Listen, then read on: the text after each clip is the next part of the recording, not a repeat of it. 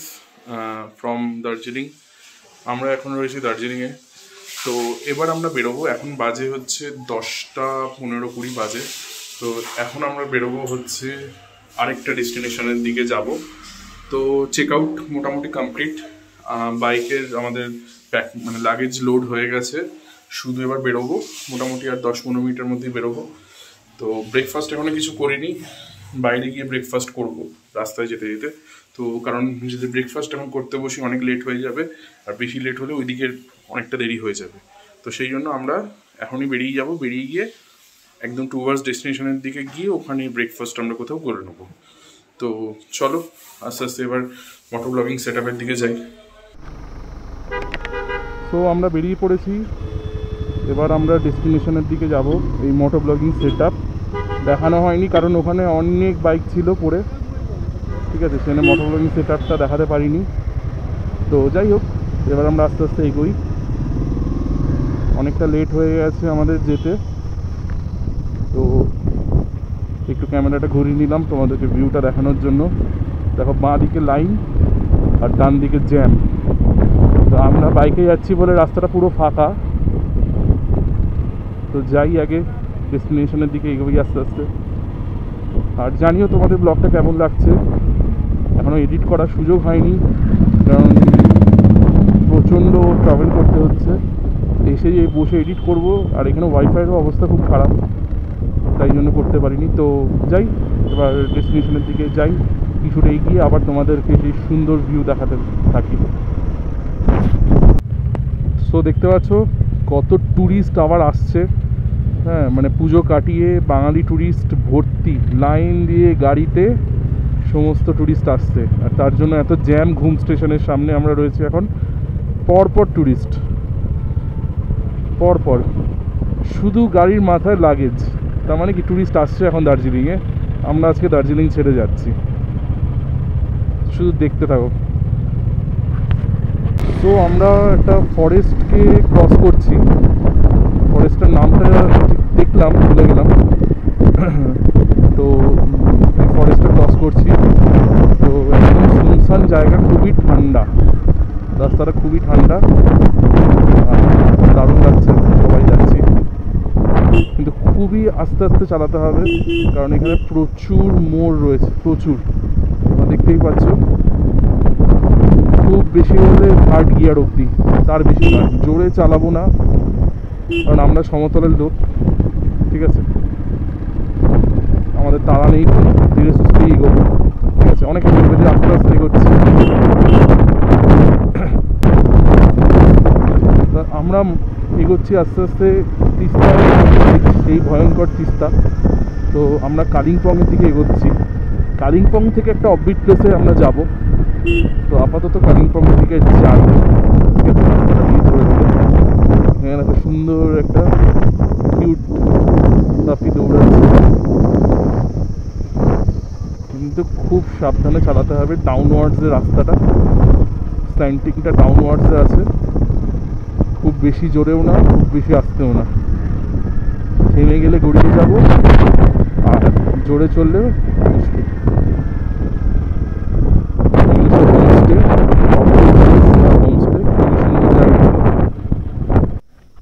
So আমরা এখানে ভিউটা দেখার জন্য দাঁড়িয়েছি। অসাধারণ ভিউ। এই আমার বাইক, একটু রোদ, ঠান্ডাও লাগছে, তো রোদের জন্য একটু দাঁড়িয়েছি কিছুক্ষণ। তো এখানে হচ্ছে জঙ্গলটা পুরো, এই ওপরটা পুরো জঙ্গল, আর এই হচ্ছে রাস্তা, আর এই আমাদের বাইক। তো আমরা যাব আবার কালিম্পংয়ের দিকে। একটু 2 মিনিট ভিউটাকে এনজয় করে তারপরে এগোচ্ছি। হচ্ছে তিস্তা ফটক, এদিকে তাকদা টি এস্টেট আছে, আর এদিক থেকে গাড়িগুলো আসছে। আমরা সোজা যাব, টি এস্টেটে ঢুকবো না। আর সুস্মিতা ভিউয়ের ছবিটা তুলছে। অসাধারণ ভিউটা, অসাধারণ। পুরো ল্যান্ডস্কেপ। ওই দিকটা মনে হয় দার্জিলিং, আমি নট শিওর, ঠিক আছে। দারুণ লাগছে।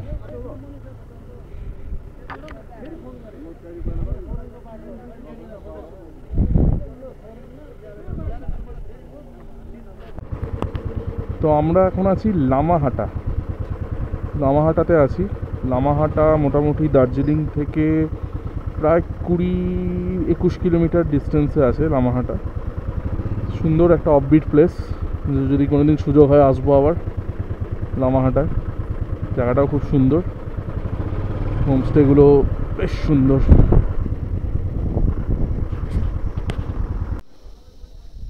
তো আমরা লামাহাটাতে এসেছি, লামাহাটা ভিউ স্পট এটা, ঠিক আছে।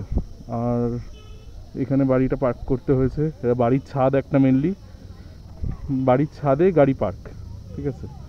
তো এখান দিয়ে আমরা ঢুকলাম, ঢুকে এই আমাদের গাড়ি, এখানে অনেক রাইডার্সেরই বাইক আছে, তো সমস্যা নেই, বেরিয়ে যাবো ঠিক।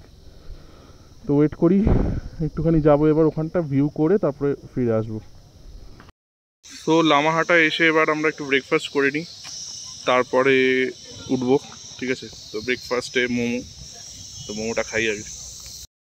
তো আমরা লামাহাটায় চলে এসেছি, ভেতরে যে টুরিস্ট স্পটটা, এখান থেকে এন্ট্রান্স 20 টাকা টিকিট, আর বাইক পার্কিং 30 টাকা। গাড়িরও হয়তো আলাদা পার্কিং চার্জ আছে, সেটা আমি জানি না। তো এই হচ্ছে ভিউটা।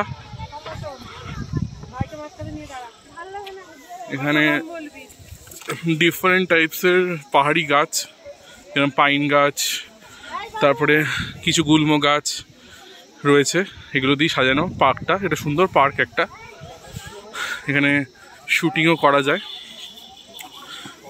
দার্জিলিং থেকে মাত্র 25 কিলোমিটারের মতন ডিস্টেন্স এটা। তো আমরা উঠছি।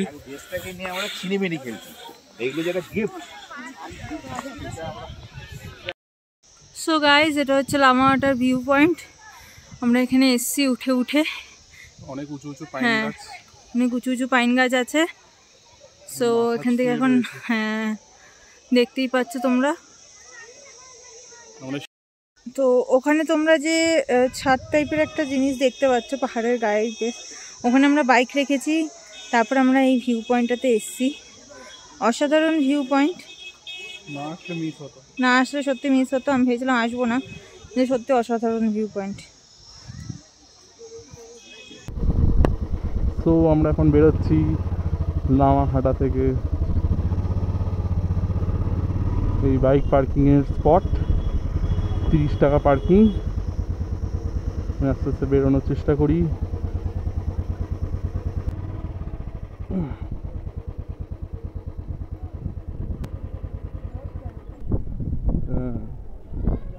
উইদাউট স্টার্ট আমি নেমে যাচ্ছি আস্তে আস্তে। গাড়ি এখনো স্টার্ট দেওয়ানি, এতটাই স্ল্যান্টিং।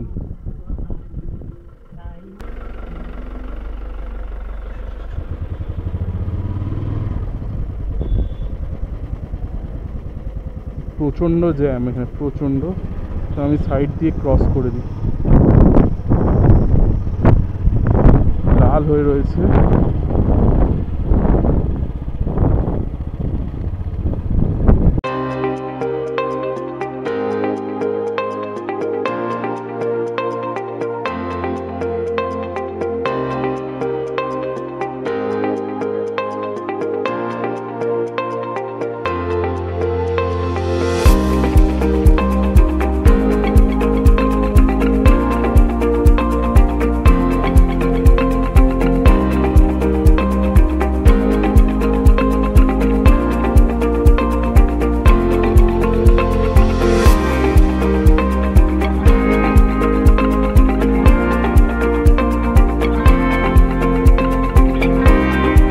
তিস্তার শব্দ শোনা যাচ্ছে, জানি না এখানে আমাদের গোপ্রোতে আসছে কিনা, অ্যাকশন ক্যামেরাতে, ঠিক আছে।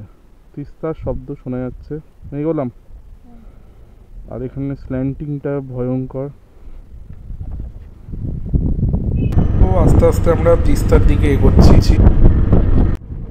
এটা সেই তিস্তার পাড়, যেটা কিছুদিন আগে, মানে যেই যে বাঁ দিকে যে তিস্তা নদী রয়েছে, তার জল এসে এই বাড়ি, এখানে যা দোকানপত্র ছিল সব কিছু ভেঙে দিয়েছে, রাস্তার অবস্থা খারাপ করে দিয়েছে, এখানে যা তা অবস্থা। তো এখন এখানে সারাইয়ের কাজ চলছে, এখন কিছুদিন চলবে এই রাস্তাটা ঠিক হতে। তো সেই জন্য এখন ব্রিজ দিয়ে যাওয়া যাচ্ছে না, এখন ঘুরে পুরোটা আমাদের যেতে হচ্ছে। এই উপরের ব্রিজ দিয়ে আমরা উঠবো, তো তার জন্য আমরা রাস্তাটা ধরছি। তো যাই, আস্তে আস্তে এগোতে থাকি।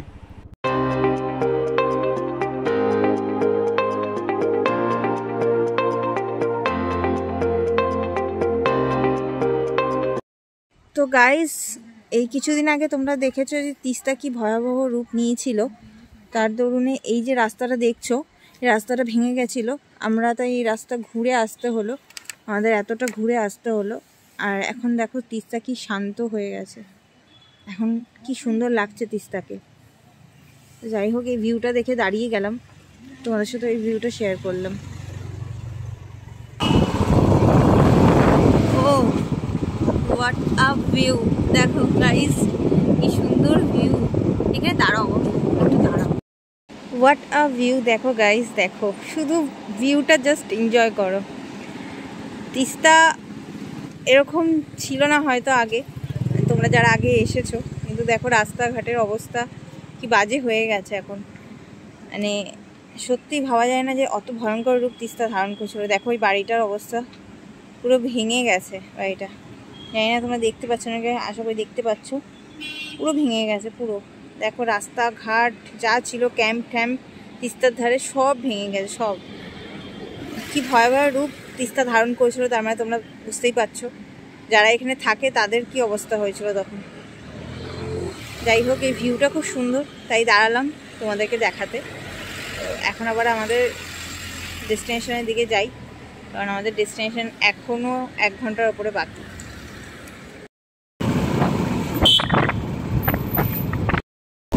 সো গাইজ, আমরা এখন ডেজং ফরেস্টের পাশ দিয়ে ক্রস করছি। এই দেখো সব হচ্ছে ফরেস্ট,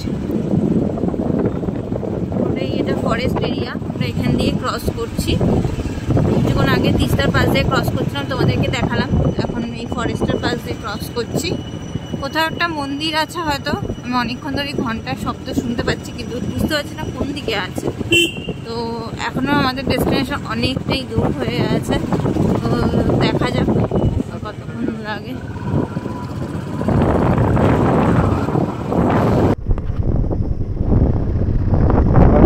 শহরে ঢুকে গেছি, হিঞ্জি শহর।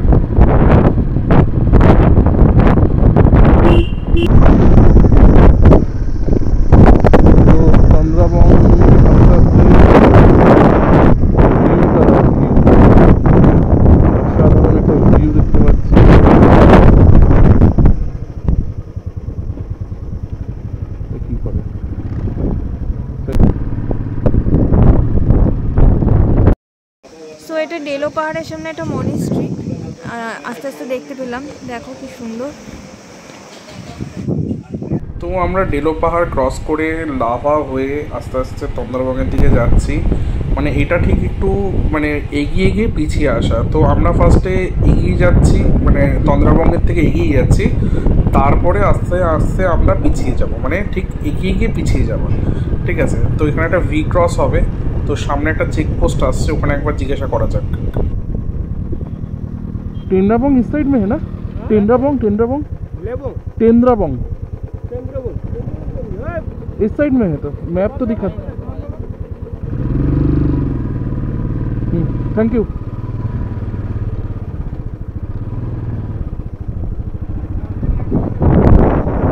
अच्छा अच्छा,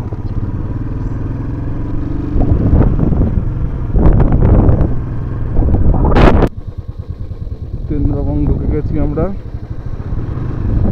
রাস্তাটা অপেক্ষা, দারুণ রাস্তা, তুলনামূলক বেটার।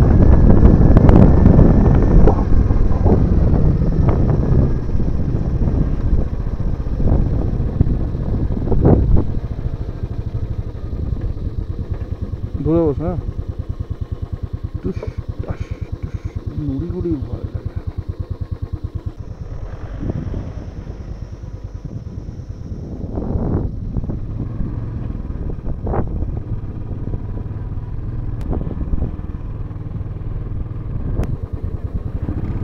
সুন্দর ভিউ, মেঘ গড়িয়ে আসছে পুরো।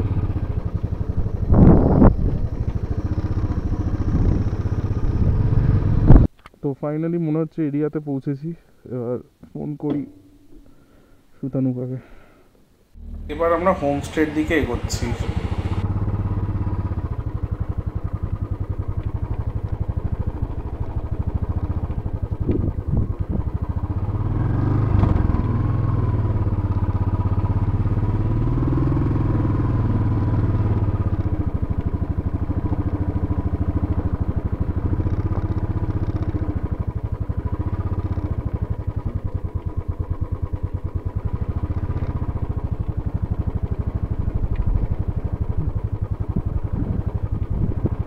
গেছি।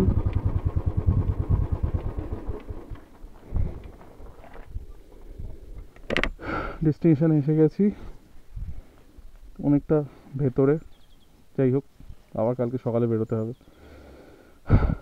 চলো ঘরে ঢুকি, তারপর কথা হচ্ছে তোমাদের সাথে। তো এরা অতিথি আপ্যায়ন করছে। क्या चाहिए तुम्हें?